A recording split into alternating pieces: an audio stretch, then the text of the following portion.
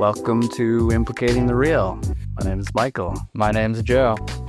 We're a podcast that focuses on philosophy and specifically metaphysics, and especially relating to the Seth materials as channeled by Jane Roberts, right? That's exactly it. And since this is our maiden voyage, we should probably say what the Seth material is and kind of explain it a little bit. You got an impression now, you've read it for the first time. What do you think? Right. I've taken a look at the first two chapters of Seth Speaks, which is the book, from what I gathered, that Seth himself decided to write. Right. So Seth is the entity, the channeled part, claims to be like a totally kind of his own personality. And Jane Roberts is the medium. She goes into a trance and speaks for him. And Seth Speaks was Seth's first book that he's writing through dictation, like front to back. He's like, this is chapter 1, and he just spills it out. Basically, first and final draft, right there and then there. No editing. No editing. Because am I correct in that it was recorded over like several different medium like sessions? It wasn't just one shot. Right. So the book starts, I think it's like session 511 or 512 or something. I think 512. So they've done 500 and some sessions prior to him writing this book, which is also interesting. And they is Jane Roberts and her husband. Her husband, yeah. They just, they were just kind of living their lives. He's a painter, she's a poet and a writer, and this just kind of started happening. She had this like moment of inspiration when she was writing a poem, and she started just like receiving like verbatim.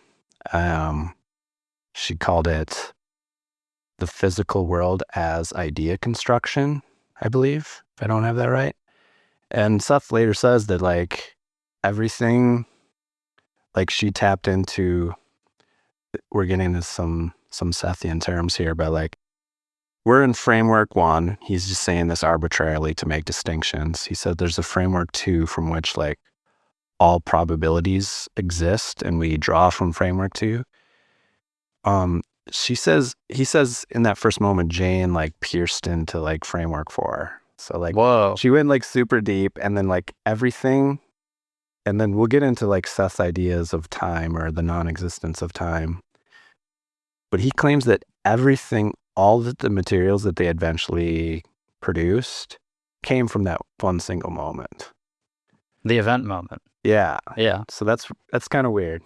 So Jane's like just an inherently psychic person, presumably, that was able to sort of pierce the veil. He says that, yeah, that like past lifetime she's like followed her, she's developed her talents in this way and has this specific like psychological structure that allows them to communicate or something.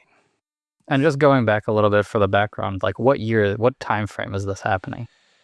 I think it's 1963 where that originally happens. And so can look here. So this idea of like past lives, spiritual mediumship, this has been in the zeitgeist for a little while at this point. It's happening in like the early 80s, right? What's happening in the early 80s? Like Jane's channeling is happening in the early 80s, but this idea of channeling isn't necessarily like a new phenomenon. This is a thing that would have been sort of known about already. Yeah, it's out there in the world. I think like most people probably would know like the name Edgar Cayce. I'm not really familiar, but I think he did that sort of thing. But like she explains, maybe not, I can't remember. Does the introduction cover like they were like messing around with the Ouija board and stuff like that? Well, why don't we go into you can sort of give part of that, then we can talk about the introductions a little bit too. Yeah, I mean, my trouble is going to be like distinguishing all the other stuff that I've ingested, all the other Seth material from what we just read, even though we just read it. But there was, in that development, she had this initial idea construction. She wrote this thing. I don't know if it was a poem or something, but like that's when things started happening. And then they just get the idea to start playing with the Ouija board. and then it like spells out Seth, and then she gets to the point where like the words are just coming right into her head instead of like spelling it out on the Ouija board. And then eventually pretty quickly, I think they just discard the Ouija board, and then she's just like speaking in trance. So the first time they find out the name Seth, they're using the Ouija board and it spells it out for them. Yeah. But the Ouija board isn't really neat. It's not magical. Like the Ouija board isn't doing anything really. No, I think it was just speaking of like the cultural moment. It had to come out somehow where she could accept it, you know? Like, right. And this was kind of the fringe of what she was willing to accept as like reasonable. You know, they just a whim, they just decided to play with the Ouija board or something like that. And then it's kind of like out of a horror movie, right? Yeah. Well, and something weird starts happening and you're like, you're curious about it. And I don't know, like, maybe it was better because in 63 there was maybe less like horror movies that were for sure less horror movies that like start out this way. I don't even know if they were like freaked out about it at all. I think they were more concerned that it looked weird. Oh, right, because something actually like happened. Yeah. Yeah. And I guess people were in that mindset of, you know, like psychological, psychedelic experimentation. So maybe it's sort of just like an experimental thing. Yeah, it's an interesting period in time because like all sorts of other kind of non-traditional, non-Western ideas are just like piercing through. You know, the acid movement is getting going, and then there's, you know, there's a group of Westerners that are like getting, you know, like Buddhism and bringing it back to the States, and and also Carlos Castaneda, which I'm very much into, is like doing his thing all at the exact same time. So it's an interesting thing to think about, the coincidental or non-coincidental nature of just all these different sources of this new ideas coming into the world. Right. Because if you take the whole time as an illusion thing, maybe this is less of a coincidence and more of a sort of co-happening. Yeah, something, you know, maybe the world's ready for this information or something, however you want to look at it. I mean, right. We're going to talk about those things. But basically, that all sounds kind of weird. And I mean, for me, weird is usually kind of good. I'm curious. Right. That doesn't mean I'm going to like, when I come to this for the first time, I'm taking this at its word. We're not taking it as scripture. We're sort of investigating it. Right. But spoiler alert, I will just say that, you know, we are doing a podcast on this. Like, I found the quality of the material that had a certain undeniability to it. And you've only dipped your toe in. Right. I've only read a couple chapters at this moment, but I can see where you're coming from because the writing, that is the thing I was surprised about. The writing is very strong. Like, I really do like the style that Seth sort of like writes in, and it has a lot going on to it. I found myself, when I would go back and I listened to the audio version of the first couple chapters that somebody on YouTube had, you know, read out, and I found myself going back and trying to find specific moments in the text, and there's just so many ideas happening, just like boom, boom, boom, boom. You know, it's like parsing through all of it. It's just very rich, you know. And the whole thing is like that. There's, you know, 30 some books, and it's just like it's endless. And I was reading a little bit of chapter 2 last night, which I don't think I've listened to it in the same way you did, like since I first read it like 8 years ago. But last night might have been the first time like I read this again. And it's a juggernaut. Like, there's just so much there. And it's like the experience of like having read that, you know, being familiar with all these ideas and continuing to get more familiar with them and then coming back to it. And there's just still always like new depths. It's still like pushing you farther. And this is after like the better part of a decade, right?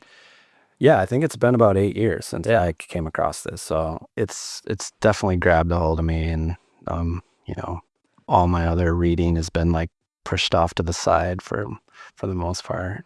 Right. So, yeah. So I think appropriate warnings to the audience. We have a slight bias, but we are going to be approaching it, you know, with more of a general introductory sort of perspective. I'm sort of here to be that, right? Well, yeah, you're new to this, so like I'm not. I think dogma is something I really am averse to, and I'm guessing you're similar. I feel like we're both the type of people that just really want to examine things, and even examining things and even being attracted to certain ideas, I still never, develop a level of certainty that I know this is true. It's just a continual like exploration. Right. Yeah. Working theories. Yeah.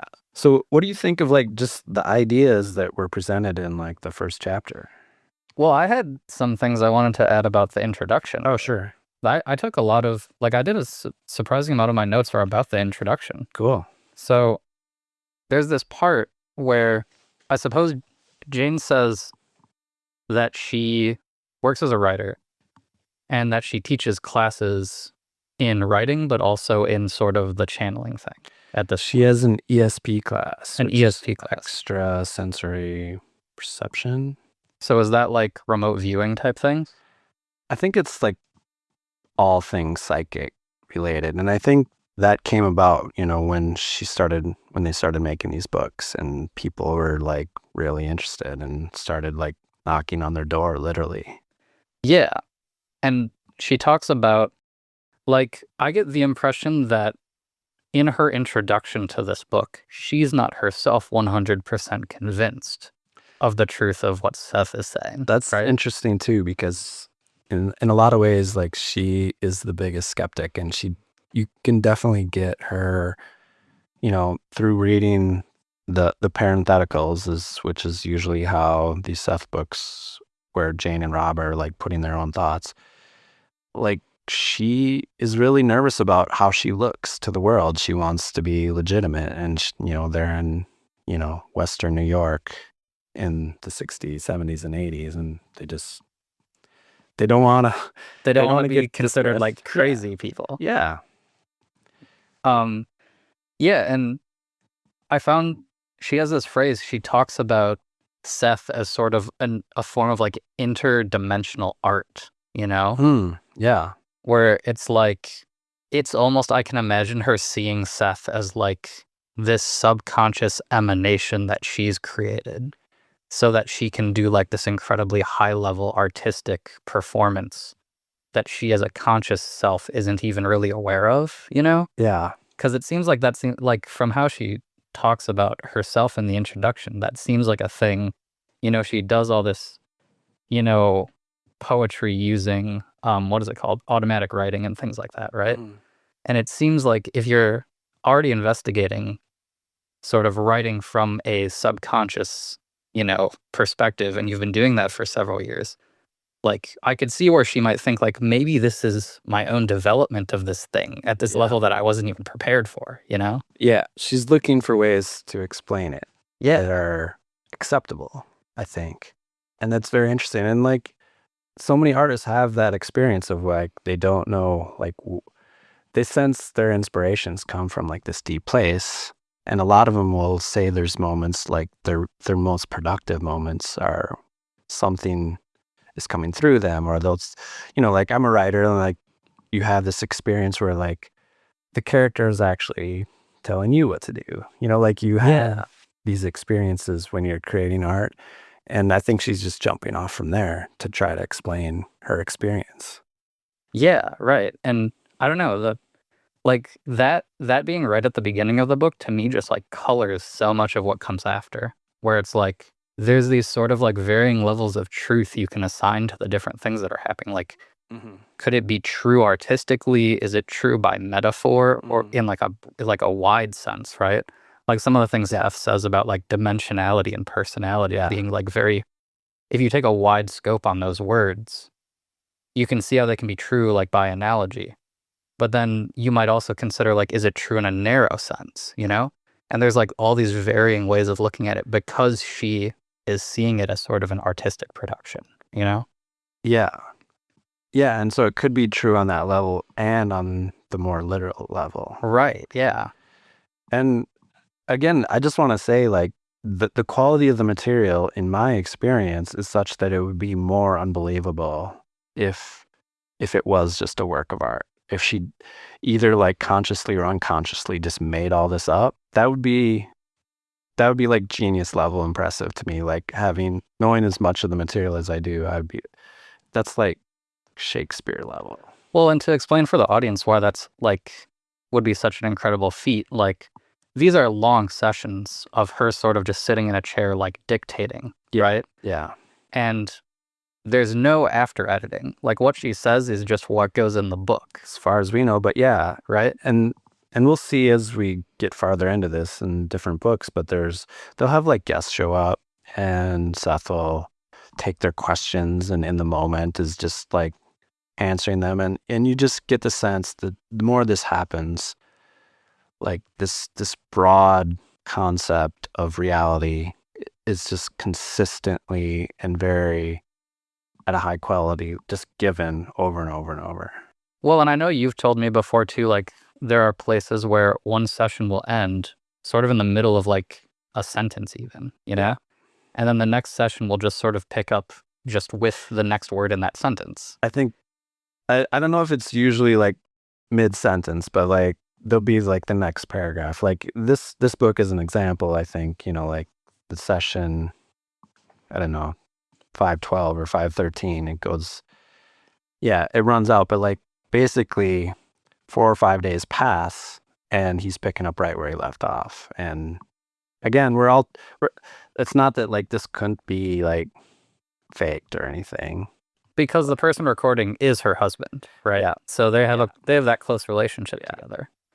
But like you said, there are sessions that have people that come and observe, and she appears to be in a trance state the whole time.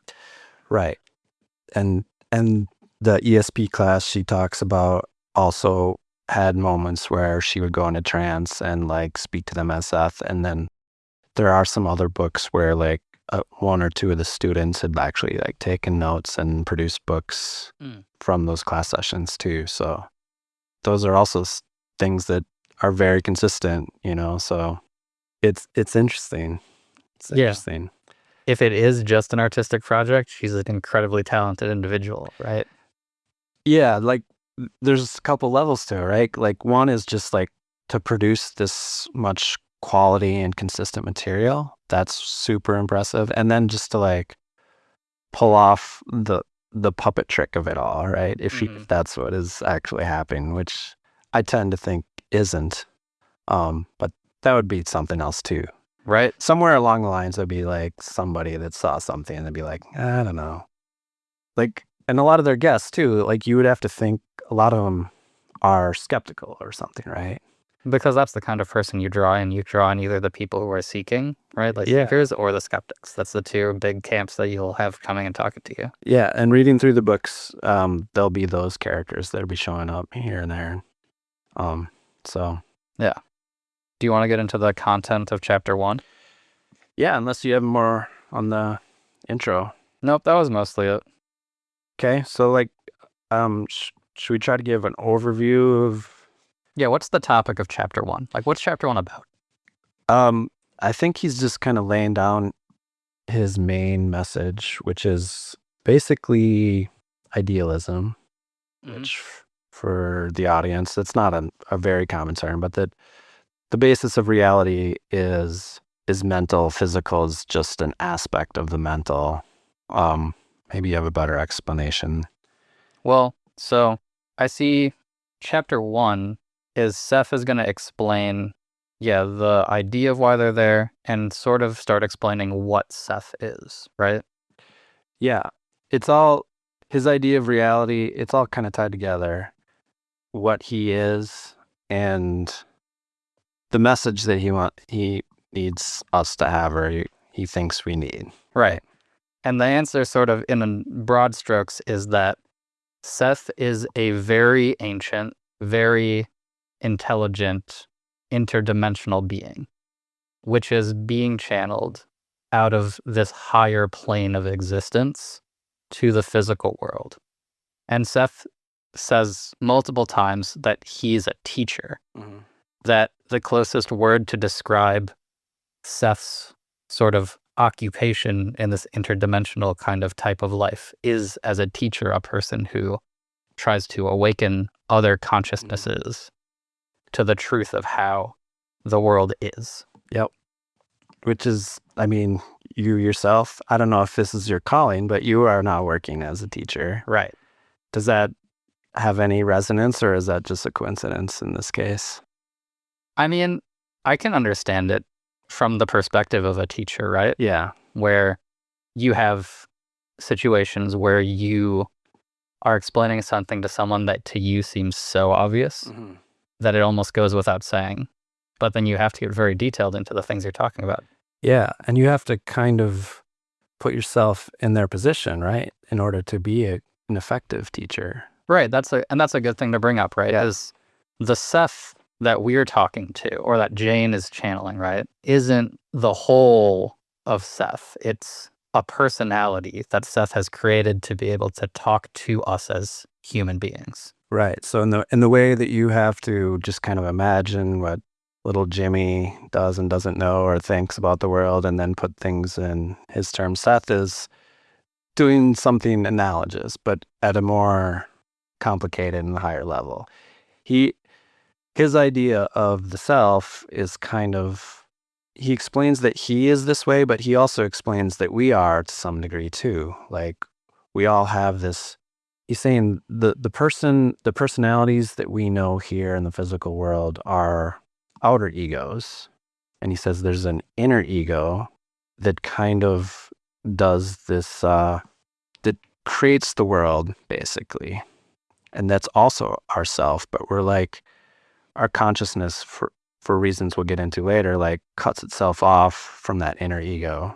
And he says that and then beyond that, the self goes into like an entity level. And from the entity level, we're branching off into many different ways of perceiving. So it would be like other worlds like this, other times. So the self in that conception is something like a tree. I always use the tree as like a visual representation, but it's just like simultaneously branching off in all these other directions. And we would be just like one far twig in some direction.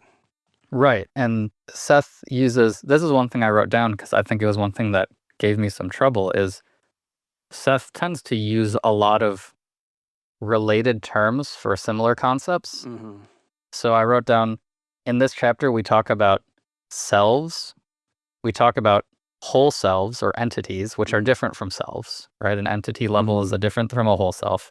Personalities, consciousnesses, and then these two different types of ego, right? Like inner egos and outer egos. Yeah. It goes beyond that outside of this chapter too. Oh boy. There's like, yeah, I don't even want to list them off, but I think part of what he's doing is doing that purposely, because he's both trying to let us know that like there are these divisions to the self, and they're technically arbitrary. And so like this is another thing we should bring up at this stage, is that he refers to Jane as Ruburt. Right. Jane is Ruburt because Seth knew Jane in a previous life of Jane's when she was a man named Ruburt. Well, I get the impression not only that, I don't know if she lived as a man named Ruburt. Did he say that? I thought he said something about being familiar with Jane as when they were Ruburt. I think he was saying he knew her in prior lives, I think multiple prior lives, but Ruburt is kind of more of an entity name. Okay. So I think he's addressing her as her higher self, and I'm assuming it's purposely to kind of like open her mind and to like get in touch with that deeper identity. Right. And then the same thing is true of her husband, right? Husband Joseph. Right. The entity name for Robert Butts. Robert is Joseph. Joseph. So in the materials, a lot of times Seth will talk to Robert, but call him Joseph. Yeah, I mean, almost exclusively. Like, it's pretty rare that he refers to Jane as Jane or Robert as Robert. Right. Yeah. It's usually to distinguish that puny little part of their self. Right. So if we end up talking about Rupert or Joseph, that's kind of what's going on. That's who's being talked about. I'm sure, yeah, at some point there's going to be some quotes and that'll just slip out, but needs to be said, and it's also interesting. Right. So what you can see what Seth is doing is he's just like, all these things are kind of just laying down a foundation, and he's just like, this is how it is, like he's not doing a lot of like, this is why this makes sense. He's just like, this is how reality is. I know this and I'm letting you know. Right. This is a lot of the background material. But I think, at least in chapter 1 with the background material, we sort of get a sense of what Seth's theory of mind, you could say, is, where it has room for both the conscious mind and this very deep unconscious mind. And I know he even says something about the subconscious and talks about how our conception of the subconscious might be something along the lines of a bridge between this inner and outer ego. Right. Where the inner ego is sort of what we would consider to be our conscious, ego, the actual ego, right, in sort of a psychological sense. Yeah. It's interesting that he uses those terms, and because they do have a little bit different meaning, and I'm not totally familiar with the Freudian conception of ego, because there's the ego, the id, and the superego. Like Seth, I think, is just more broadly calling everything we know about ourselves in the physical world is the outer ego. Okay, so the inner ego is not the inner ego isn't the part of me that says I'm me. That's the outer ego. Right. It's the outer ego, and the inner ego is this part. It's on kind of the other side of our subconscious, but it's like, in the same sense, I go back to the tree analogy. Like if you go into the center of the branch, it's connecting to that next biggest branch. Like it's still us. It's also conscious in its own level of consciousness, right? And he'll go into like, part of what he's bidding us to do is to build a bridge between the inner and outer ego. He says, like, that's where we like truly take the next step, because I don't think we've gotten into this, but like kind of his main message is we create our own reality. Right. And the inner ego is the one that's kind of like facilitating that. And so an example of making this bridge, if I remember, is like one of the prime examples he talks about is in dreams, is when you do have a connection between the inner and the outer ego. Yeah. Because you are actually creating a reality around yourself while you're dreaming. Yep. And that makes sense considering what you just said about the subconscious being the bridge. Like we have an understanding of what that is, and that is connected with dreams. Like we kind of accept that in our Western description of reality. And it makes sense that therefore, dreams are going to be, and he'll go into this pretty quickly and heavily, but dreams are a key to, this sort of self-development. Yeah. So if people are familiar with sort of a Jungian way of looking at psychology, you might see a similarity where you have the ego, and then where you would maybe have like the collective unconscious. Yeah. That would sort of be the same position in this schema that the inner ego is. But each one of us has a separate inner ego. We don't have like a species inner ego like Jung would think. Right. And that's what I'm getting, just getting into this material, I'm realizing our ways of understanding reality have a lot of these ideas built in. We don't have the details of the level. Like a lot of people have like these mystical experiences, and they think it's either like Jesus or God, but it's like, it's literally could be your own entity. It's you talking to yourself. Yeah.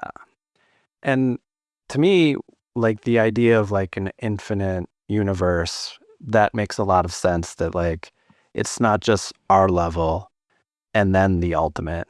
There's an infinite flesh in between there, right? And that's why this material kind of appeals to me. Like Seth is defining these greater steps. What is, like, if you think of it in terms of our ability to imagine what the ultimate divinity is, it makes sense that a finite thing couldn't imagine an ultimate God. And so what you're imagining is just a version of it. And the cool thing about this philosophy is that, like, when you're stemming back to yourself. And the idea is that consciousness wants to have all experiences. Yeah, I think, did you have more things on chapter 1? Because I think this brings us well into some of the first parts of chapter 2. I think I do. I just wanted to, like, touch on just, like, some of the major things. Like, the quote right off the bat that defines a lot of it, I think, is consciousness creates form. Yeah, that's what I was going to talk about, right. That's a very distinctive, and that's not like a new idea, but like that is a foundation of everything that's going to follow. And to explain that a little bit, consciousness creates form is like, because we're talking about idealism, right? Like the physical world around us isn't as permanent in structure as we might think it is. We actually sort of project the objects that we see every day into the world. Yeah. The consciousness being our mind, right? And then the form being the shape that the things in our environment take. And sort of one of the big themes here is that when Seth starts talking about like where Seth lives, like Seth's home dimension or plane or whatever, he talks about how they can change their environment at a whim. Like you could be living in an old medieval castle, and then the next minute you could say, well, I want to be in a giant grassy field, and just change everything around you. It sounds like it happens almost automatically, and it's just like he talks about his contemporaries, like they could just view the environment that he's created as, you know, a view into his mood or his thoughts or something. It's like a reflection. And he says that to a more slowed down degree, the same thing is happening with us right now, which is it's a hard thing to like wrap your mind around. And a lot of the difficulty in understanding these ideas, I think, come from our experience in time and him claiming that the greater reality is outside of this sort of time. Right, and Seth himself exists outside of time. Yeah, and I get the sense that there's he experiences a version of time, but like relative to our understanding of time, he lives outside of time. Well, that was one of the points that I thought was so interesting, was there's this conception called I'm looking it up. As I typed it down, I thought it was so cool. The moment point.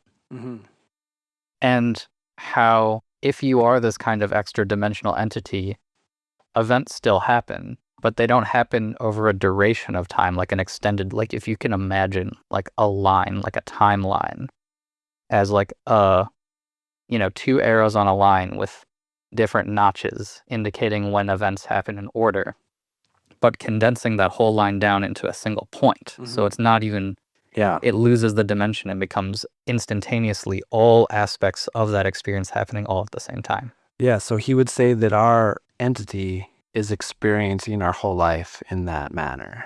Right. We see it in the order of causality that we experience as human beings, but on the higher plane, on the higher level, whatever we are on that level is just experiencing it all at once. Right. And he has another term for it that maybe I like it a little better. He calls it the spacious present. Okay. And so it's just like an ability to focus on more at once, basically. And we're this like specific kind of focus, you might say.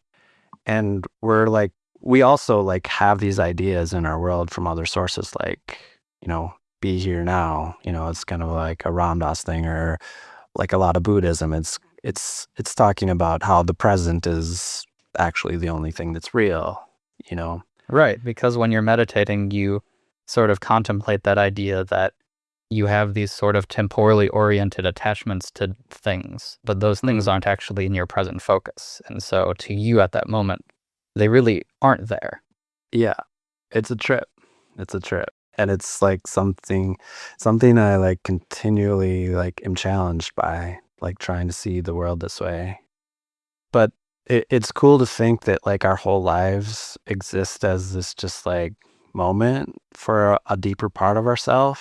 And at the same time, we are that deeper part of ourselves experiencing that focus, if that makes sense.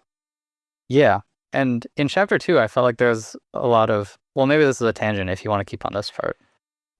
Let's just go where we go. I was sort of jumping on it to a different point, unless you have something you wanted to start off with first. I mean, are you diving into chapter 2 here? I was, unless you want to talk more in chapter 1. Let me just read off a quote. Sure. Oh, I have a quote from chapter 1 too. This one's from session 511, page 6. I am primarily a personality with a message. You create the world you know. You have been given perhaps the most awesome gift of all, the ability to project your thoughts outward into physical form. The gift brings responsibility, and many of you are tempted to congratulate yourselves on the success of your lives and blame God, fate, and society for your failures. It's just kind of summing up like what he's saying, and I just like the bit at the end about like it does require responsibility, right? And I think of that, if we're gonna take this idea of the world as a training ground, any graduation into a higher sense of power requires responsibility. Sure, because even if you look at the world and start thinking about it in that way, you run into, there's a sort of an analogy to other sorts of like faith discourse, right? Mm-hmm. Where as a Christian, you might run into the problem of evil, where you say, well, there's this creator deity that I worship, but they've created this world that has all these bad things, like suffering exists, evil exists, like my life isn't very fun, and I see bad things happen to people all the time for presumably unjust reasons. And if you sort of take a similar track and you say, well, there isn't this creator deity, right? Because you're not taking responsibility if you're blaming this other imaginary deity, but you are attributing that creative power to yourself now. And then you now have to contend with this problem of evil, like, oh, I've created these bad things that exist in the world, right? There's a responsibility there. Yeah, and you see that in any, sense of power that we do know as we grow up. If babies were born with a gun in their hand, our society would look way different, and it might not look at all because only original gangsters like me or you, Michael. Yeah. Just show that restraint. But the point is, like, we have processes for giving power to people as they mature, like just getting a driver's license, for example. Like, you have to be taught to like handle this in a safe way that is good for our society, and that just happens over and over and over. So is the message from Seth that that's sort of what part of their job as a teacher is sort of like educating sort of youngsters into how they should be using this kind of power that they're being given? What I'm getting is, it just means that this isn't anything new than we're already doing. I see. We're already growing into power, in the example of just our own lives, and we already have this approach of like it requires responsibility. Sure, yeah. And so he's saying we create our own reality. And if that's true, that's a huge amount of responsibility in some sense. Yeah, in sort of an ethical, historical framework, you could see it as, falling into sort of the postmodern sort of like will to power sort of thing. You're rejecting this older form of morality that sort of offloads responsibility. And there's sort of this crushing amount of, moral culpability that you have to get over. It doesn't seem like Seth really, spends a lot of time ruminating in that, but it seems like it would be the thing that follows from it, right? Is sort of like a Nietzschean sort of sense of responsibility over your power. Yeah, I think like some of those existentialists get into that, right? Mm-hmm. Like Sartre has this quote that's very Sethian in my mind, is man is condemned to be free. Right, exactly. It's like we don't have a choice but to have this power and be like, we're consciousness, and so there's no backing out of it. Yeah, and if you are really if you can create whatever world around you want, you don't even have the backup argument of saying like, well, I didn't have a choice, because at the end of the day, you really do. Yeah. You know? And I work with patients that are committed, mentally ill and dangerous, and something that comes up every now and then is like, there's this reluctance to take responsibility. But when you explain it that like taking responsibility is actually taking power, it's taking control. They're at a place where like society is restricting their freedom because they've abused that responsibility.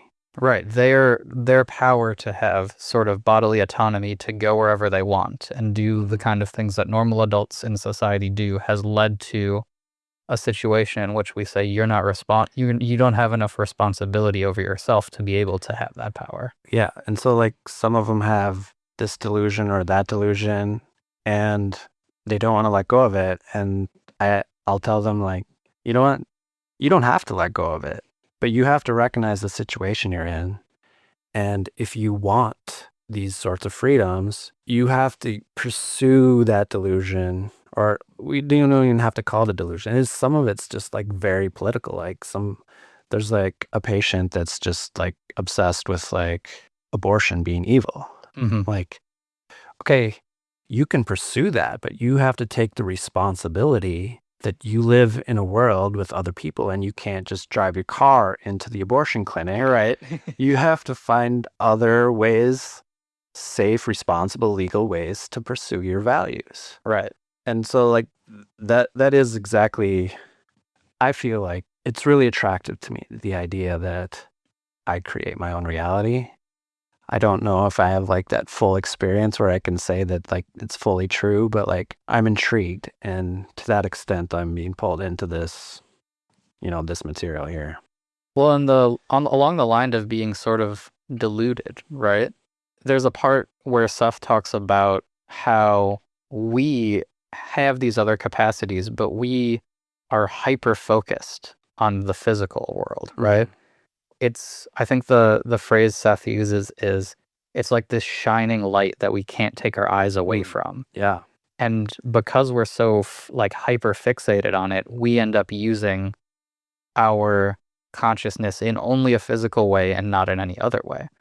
Yeah. So it seems like by metaphor, like we, in this way of looking at, are sort of like deluded, where we have sort of like, what would be the word? What would you say psychologically with someone who's like hyper focused on something to their own detriment? We almost have like a disorder, right? Yeah. And like part of the thing that Seth is doing is he says literally like, you need to wake up from this like delusion or this disorder that you have, where you are only focused on this one tiny aspect of the world. And what's interesting, and this is just jumping ahead a little bit, but it's just always going to come back. But Seth will later say that this is by design. I think maybe even hinted at that. That was the cliffhanger at the end of chapter 2. Okay. Was that Seth said, I'll tell you the reason why this is, and sort of leaves off at the end of chapter 2. Yeah, and I don't know like how explicitly he goes into this, but elsewhere he delineates these things called the creative dilemmas. And I've brought this up to you before in different conversations, but one of them, I think it's the third creative dilemma, that he's saying that, all of reality is action. And what specifically the outer ego is, like in the terms that we've been discussing today, the outer ego is the part of action that tries to separate itself from all of action and perceive itself objectively. And it's impossible, but the attempt to do it, like, creates this new thing that didn't exist before. And that kind of like defines our experience. Like, we are a part of this like higher self that like purposely cut itself off from itself to experience what that's like. And Seth says that that's why we have religion. Yeah, this is a very Gnostic idea. Because we, anything that's like cut off from anything else has to like wonder, like, how did I get here? What happened? What's my connection to everything? And in that striving for reunification, that's where the creative spark is. Yeah. Yeah. And so we're driven to learn about ourselves, to be conscious, like that shining light, even though it might not be the whole picture of reality, it kind of like, it is part of the awakening that we're focusing on what's happening. And we're like, there's another quote that I don't have handy right now, but like Seth is kind of saying that like everything, the answers to our dilemmas at one level of reality are kind of just like placed strategically on the next level of reality. So we're always like having to like strive for this graduation of, just development. Which makes sense, right? Because if it's all happening in one instance, from that perspective, you could, already know the end result ahead of time. Right. But this is maybe why like Seth says he has his own version of time, because there's just never this static endpoint where there's a consciousness that knows everything in all times. Like there's still change still happens. Change is always operational. That's getting way ahead of ourselves. Did you find the quote that? Yeah. So I could have brought this up at the beginning. Maybe we can cut it around so that's where it goes. I like this quote a lot, and it comes right at the beginning of chapter 1, where like when I was saying, like I really like the way that Seth writes. There's like these like sort of really poetic quips in there. And there's the one where he says something like, I'm going to say, I know that my readers exist. That's why I'm writing this, is because I know my readers exist. Therefore, I ask that each of them grant me the same privilege. Which, it's just such a fun little turn of phrase to say, I'm this hypothetical entity that exists on the other side of the page, but to me, you, the reader, is also hypothetical. So let's just do each other the favor of saying, like, we both exist, That is funny. It's clever. I like it. There's a lot of that too, and you can tell like he always wants to participate in a little bit more humor than like Rob or anybody present is able to like cooperate with, just because like so I'm in this Seth book club, and one thing we kind of lament about every once in a while is like Seth always wanted them to like record their sessions with like an actual like tape recorder, so that Rob could just be more of a listener and a participator in the conversation. And they never actually went through with it. Like he always just like did his like shorthand. So Seth always wanted this like more lively banter, which would happen at times when there was guests or the class and stuff. But that's interesting. And this is something, if you're just listening to this in audio, this is something you might not, be able to get from these quotes. But in the book itself, and I missed out on this when I first listened because I was listening to the audio version, and then when you borrowed me your copy of Seth Speaks, I started seeing all these things. Inside the text of the book, there's all these parentheses where there's little italics that say different things that happened during the session. Like there will be a quote, and then there'll just be a little parentheses that says, and then Seth like looks up and smiles. Right. Or Jane walks into the kitchen looking for a lighter or something. Right. Because she wants a cigarette. So like reading through the text itself, there's this very organic, like lived in feel to the way that it's written. I could see it coming off as like this sort of banter if you had it, in the audio format. Yeah. Very interesting. I'm still want to like just ask you your opinions of like, how does you have an undergrad in philosophy? Like, how do these ideas land with you? What's like your like initial impression? Like, I know we've kind of like seeded these ideas through previous conversation, but like just how does it hit you in that context? I mean, even without an undergrad in philosophy, right? Yeah. Some of the stuff in here, and we've sort of danced around some of it so far. There's some kooky stuff in here, especially. Yeah, that's what I want you to say. Like, give voice to what you are apprehensive about or anything. Yeah. So the way that it comes off, especially if you some of the stuff that like it gets into in chapter 2, it's like there are these sort of interdimensional aliens that exist off in this other plane of existence, and they can make the world however they want using their brains and like psychically control their environment.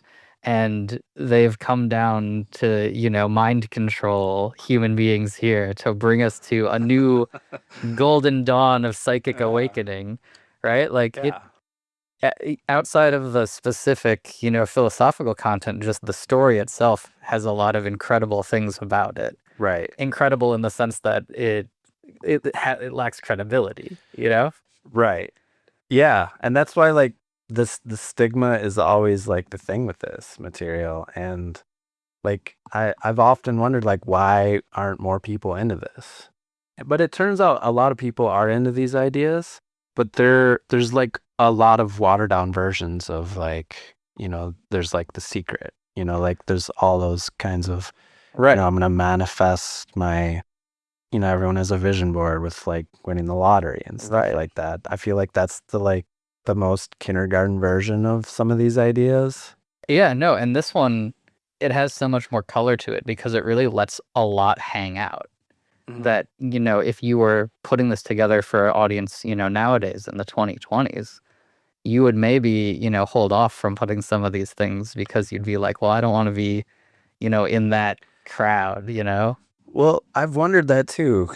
But I think Seth has this, he has his own perspective on it, presumably. But he's not trying to hide anything. So it's like, this is reality and this is how I am. And like, it's not, I don't think he, as conscious as he is as a teacher and like bringing these ideas in, he's not trying to like piecemeal it in the ways that are most acceptable. And then the more less acceptable things like follow in later, Oh yeah, it comes out firing on all cylinders, really. Yeah. I can maybe get into more philosophical quips if you want me. Sure. So in chapter 1, right, I made 2 different lists of just like concepts that if I were writing the book, I would want to condense down into as few concepts as possible because they seem kind of difficult. And we already talked about the one with differentiating all the different versions of consciousness, self-personality, where there's a lot of these psychological concepts floating around, and reading it becomes very difficult to piece together how the argument functions, because every time Seth talks about the mind in general, it's a different one of these words. And sometimes it really matters the distinction between the two. And sometimes they seem like they're synonyms, Yeah. I remember being really frustrated with that when I was first getting into it. And now I'm both like having a broader conception through all the material. I see it's both as like a purposeful tactic, as I said, to kind of like make sure that the self is defined. He's not trying to define the self in these very structured ways because it just doesn't exist that way. Like he's addressing Jane as Ruburt because she literally is right now Ruburt, And so it's like trying to like cut through our, our logical mind that wants to like have things like very neat and defined. Yeah, and it seems like it's a very expansive theory of mind. So a lot of these things that are going around are going to end up maybe being consequential. Yeah. And then, so in chapter 2, I did a similar thing because I think the theme in chapter 2 was about these different dimensions or planes of existence or levels of reality. All these things are different ways that Seth talks about them, where like, is a plane of reality the same as a dimension? Is it the same as a level of experience? Is it the same as a projection of consciousness? These are all different ways of talking about what appear to be the same large concept that's being talked about, but each one sort of has a different twist in talking about it, It's almost like I'm just asking myself, like, yeah, why wouldn't he be more specific and more consistent and just like outline this, right? Yeah. But it occurs to me like by like just paraphrasing the same idea in all these different ways, like he's like capturing all our linguistic conceptions and like gathering them all in the same direction almost.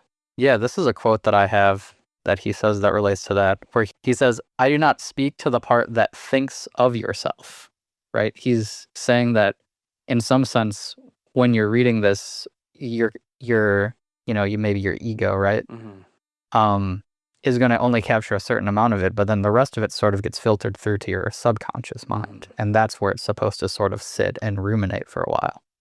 And it seems like that style of writing is sort of geared towards that, where I found myself a lot of times going back and thinking, like, I remember he said something about this, but the idea being very fuzzy and not being exactly what I thought it was when I would go back and read it. And I would do this several times, like, I think he's saying this, and go back and read it, and I'm like, oh, it's this other thing. I think he said this other thing. Oh no, it's kind of different. Like every time you go back to it, it almost gets immediately transformed as soon as you read it.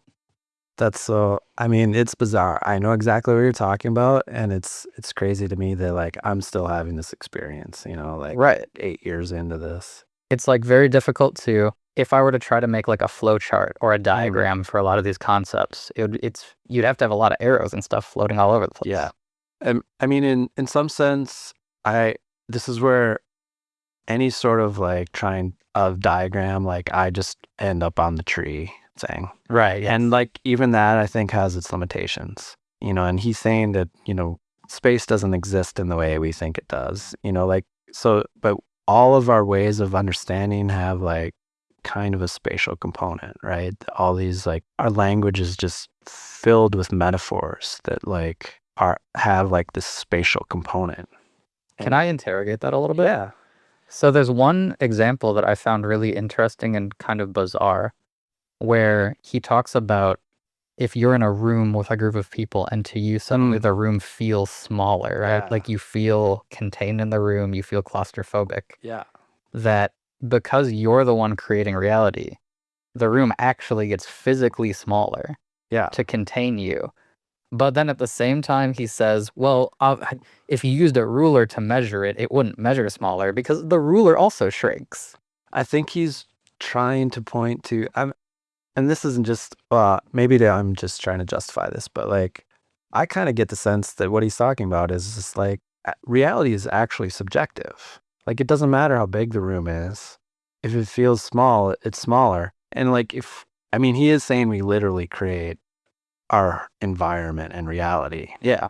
But like your question, or like maybe the question is like, what does it matter if the room's smaller, if everything is relative? But everything's relative except for your feeling.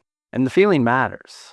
The feeling does matter, but it's another case of that like wide versus narrow interpretation, where Seth seems to want to have it both ways, where it doesn't matter that the room gets smaller because it's all about your perception. But the room really does get smaller. Like it actually physically does get smaller. Like it's only in your perception, but it also is actually physically real.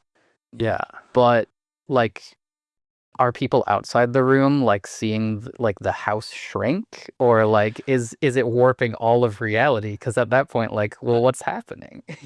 That's a whole nother question, and I think that's going to be like a big question that's going to be like way far into this ongoing podcast conversation about like how do our perceptions line up? Like if we're creating our own reality, like what does yours versus mine look like? Are they the same? How do they? Because they seem to correlate, right? There's like, well, and that's the other thing, right? Is like each of us. We said this with the Jungian thing. It's not that there's one species psyche that is this like larger consciousness. It's each one of us has our own essential sort of like master, like super soul, right? And that each one of those is capable of creating reality. But Seth talks a lot about co-creating these realities. Like even with the entities at its level, like Seth and the other, I think he says they're all teachers, right? He said most of people where he is are teachers, and I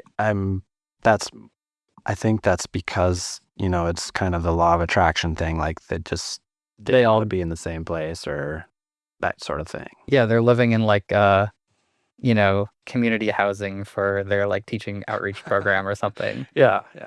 But where like it's not just that Seth is creating their own living space, but that they're interacting actively with these other teacher beings, and that they are experiencing the created reality that Seth makes. And there's the question there of like, well, if I'm creating physical reality and you're creating physical reality, what if I feel claustrophobic in the room, but you don't? Does the room actually get smaller or not? Well, we are getting ahead of ourselves, but what I know Seth says to that, he says that like for every personality in the room, there's a room. Like you're creating the room that you are interacting with, and I'm creating the room that I'm interacting with. Let's get back to that. But what I want to go back to, just like it, to me, the importance of what he's saying about the room feeling smaller is that, like, kind of the feeling is more real than the room. And I think, like, if we interrogate our experience and we ask ourselves what is real, this is where I like to, like, press, like, materialists and stuff, you know. I get a little kick out of it, but like, if you ask somebody what's more real, like facts or values, this is a very broad way of putting it, but like, what's more real, the room or the love you have for your mother? Right. What's more real? Yeah. And in a sense, you get the idea, you keep doing this over and over, asking this question, and it kind of undercuts our idea of what the concept of reality is. Like, the question starts to sound like, what's more important than what's real? And like, I don't know if I know, when we ask what's real, if we aren't asking what's important. Right. Actually, we're asking a question about what is essential, right? Because reality, it doesn't matter what's real if reality isn't important. Does that make sense? I see what you're saying, right? Yeah. It's like, love is a good example. I think always of the example of pain, right? Where it's like, you might say a rock in front of you is real because it's like, well, you can close your eyes, turn around, come back, the rock is still there. It's the same thing with pain, you know? Like, pain is so visceral. Like, you can't make it go away. Like, actual real pain, you know? Yeah. It just exists. It exists in the same way that a rock does. It just, like, sits on you. And it's like, it can sit on you to the extent that it blots out other things in the world. It's so real. Yeah. And when you're saying, like, what's more important, it's like, well, you know, I take the idealist point, you know, is well taken, right? Against sort of like a vulgar materialism where it's like, look, we only have access to the world through our sensations. Like, it's a mistake to say that any physical object essentially is the way that we perceive it to be. That's just silly. Right, but we need to remind ourselves of that, because whether or not we acknowledge that that's silly, it's still easy to fall into that default mode, because, you know, you approaching the world as if it is a world of objects is kind of the ultimate utility in this existence, right? Like, I know this chair, you know, I only know it as, like, you know, visual waves and tactile sensory input, and, you know, like, and through all these five senses, you know, I haven't quite tasted this chair yet, but like, they all kind of align into this one thing, and I call that an object, and it has some, like, durability through time. But even our current day physicist will say that the chair is more of an event than an object. Right. Because they've narrowed their focus all the way down to what we thought were going to be building blocks, and things just started acting weird.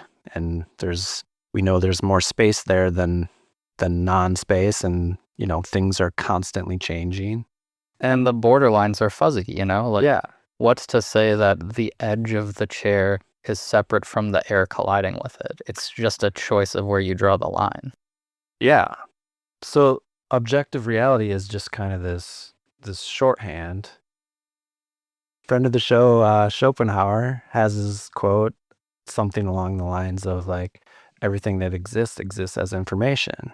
Like, we can't point to anything that we don't know through the interface of information.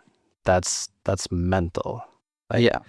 So in the sense, like, all we have is evidence of mental reality. And that's kind of partly why, you know, I identify with this idealist outlook on reality. It doesn't mean that physical reality couldn't exist as, like, objective reality. Right. We have to take sort of if we take the Schopenhauer thing seriously, we have to take sort of a quietist, like, stance in terms of, is physical reality essentially there? Because according to the means with which we could measure things, right? I could measure the room and measure the size of it and say that it's consistent through time. But there's always the possibility that in some other dimension, right, that the room's moving around, the stick is moving at the same rate, and that it's not actually happening, right? But from the best of our capabilities as physical beings existing in a scientific apparatus, that's all we can do. The rest is metaphysics, right? Yeah. And I think physics is the best example probably, but we've seen, during the Enlightenment period that like these are the limitations of science. Like it's good at giving us a picture of the world, but it's only to the extent that you can measure things. Right. And like only to that extent. There's so much of the world that isn't measurable. And getting back to what we were saying earlier, love might be one of those things. Like maybe you can like measure like the increased heart rate when you like see your dog or something. But like that's not measuring love. You know what I'm saying? So like science has its limitations, and so like we have to, that's why kind of philosophy exists outside of science, right? We have to like step away from certainty. Yeah, and in case the listener is saying, well, this is getting really heady, there are plenty of other perfectly respected disciplines that exist outside of science for this very reason. I would point you to the practice of mathematics, which is not itself an empirical science. You can't find numbers laying out in the world. They're concepts only. They exist only in the ideal. They exist only in your mind. Right. And yet we take mathematics as a perfectly valid, approach to the world. That's got to be the best example of, acceptable idealism. Yeah. Yeah. Exactly. Or there are knowable truths about something that is purely idealist.